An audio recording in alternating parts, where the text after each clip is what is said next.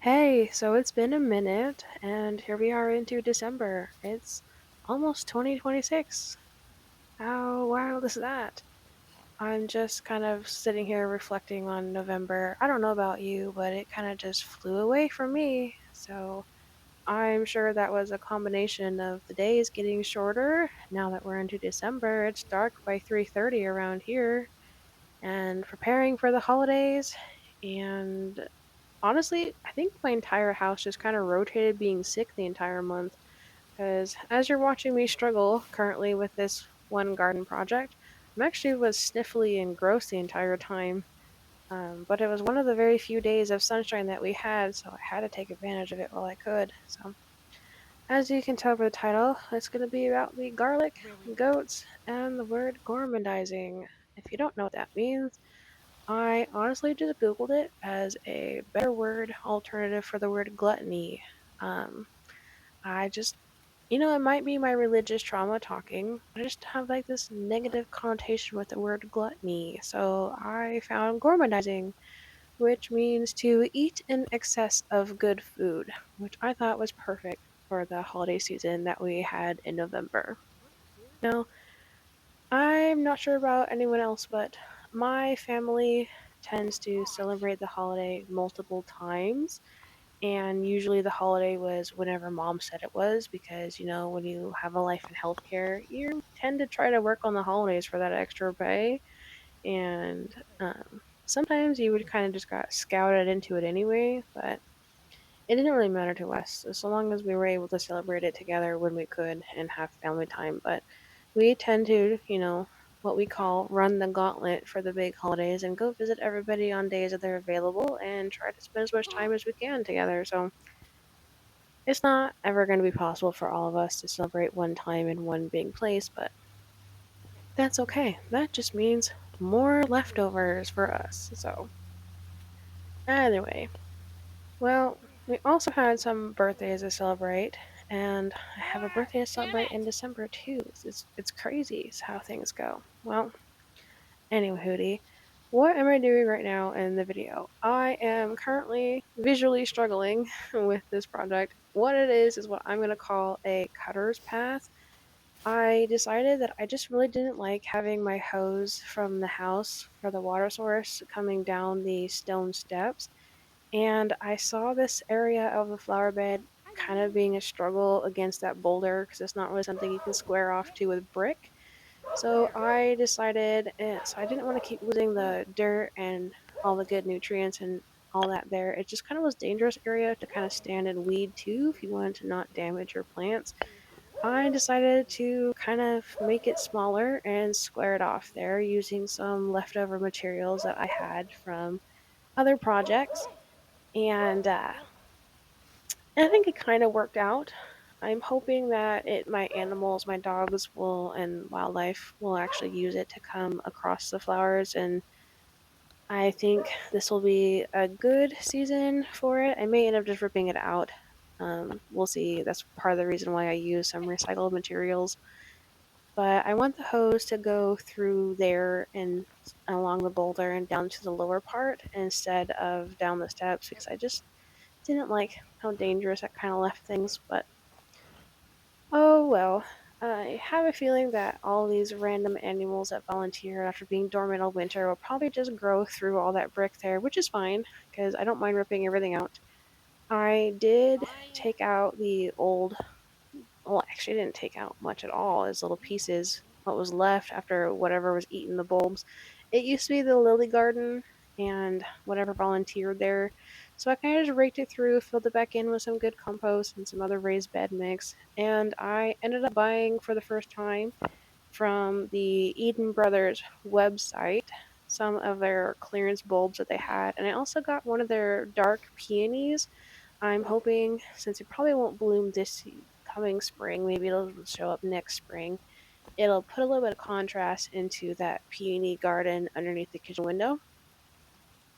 Kind of my first time planting a peony from the root directly into the ground. Normally, I kind of start them in pots in the greenhouse, but I just didn't have space for that this year, so we're gonna give it a go and see what happens. So I ended up finishing this little area for against the boulder. I don't care if it looks good at all. It can be as rough as as it is. I honestly do not care. I just wanted to solve a couple problems and square off that section so I could plant the bulbs there and not feel bad about losing all the dirt and possibly just making more bait for whatever vermin are eating my bulbs. Every time I've ever planted bulbs, I ended up finding them planted somewhere in the driveway or in the yard, like yards away from where I originally planted them. So it's always fun for me. It's kind of like a little game. I don't mind. It's nature, you know. He really can't fight against them. So what did this project actually entail? It really was just digging out everything that was underneath there, the mix of sand and dirt, and kind of trying to lay that bottom brick out as flat and even as possible, and using those other brick to stand on the edges of it and filling it back in to hold them up. If this was going to be something professional, you would be using a combination of those bricks and paver sand. And I really just did not want to leave it as professional. I would like to leave it as rough as possible so that if I hated it and it just didn't work for what we're going to do, I could tear it out easy and not have to worry about all the extra pieces that came with that idea.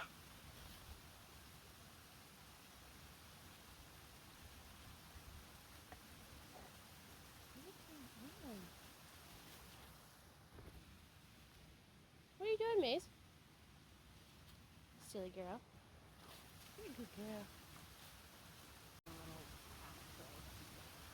I don't even care. I'm done. I'm done, I'm done, I'm done. Good enough.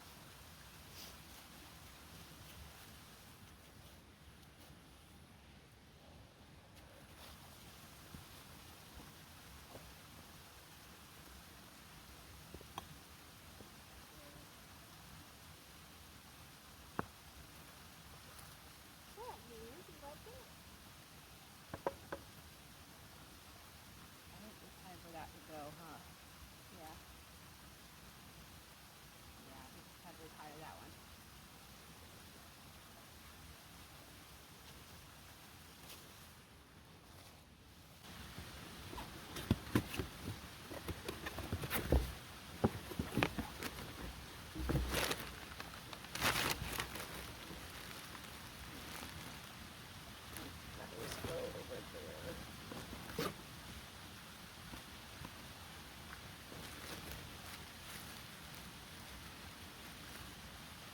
I think these are the dark hyacinths. I think. Yes, because these are both tulips. I can read. So this is a romantic mix, and this is which one is this one? Ice cream. I thought those would be cute. I'm gonna put these right in the middle, and then the tulips all the way around.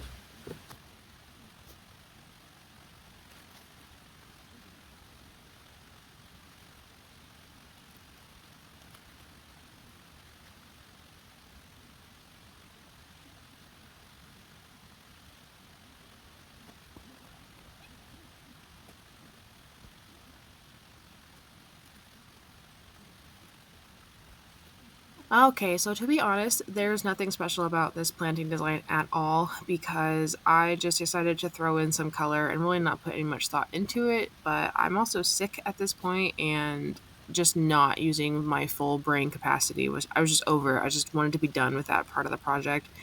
So I'm thinking about what I'm going to plant with those after they're all done blooming. That's just going to be another bare space again. So I'm thinking of some of the shallow rooted annuals, or I could leave it up to whatever decides to volunteer in this space. I tend to have things volunteer there every year. I know I said I wasn't going to do anything with the flower beds because I'm just not wanting to waste my time and energy on it, but I did unfortunately just have that space be completely bare, and I hate having bare spaces, so I wanted to fix that. So, and it did end up fixing one of my problems with how dangerous it is to have my hose running across the stone step. So, with that, I may throw in some of my daffodils that I have left over, or I might throw in some poppies. I think that would be really cute to intermingle in there for that color combo. Not 100% certain yet, But after I planted all of these, I did put a layer on top of the soil of the, I think it's called the coyote granules. I got a big bag of it from Costco, and then on top of that, I put some cardboard so I can deter my chickens from going over there and scratching up the bare spaces. So, again, nothing super special. We'll see how it turns out for this season. I mean, more likely, I'll probably find the ones that I planted here probably on the other side of the driveway in the driveway bed, but that's totally fine too. You know, it could be pretty there too. So, moving on to the next project. Hey,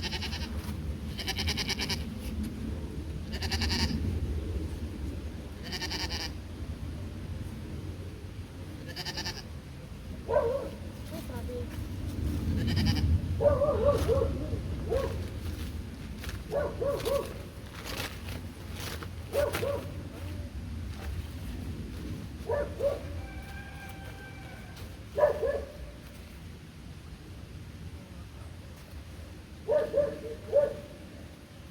That's massive goals.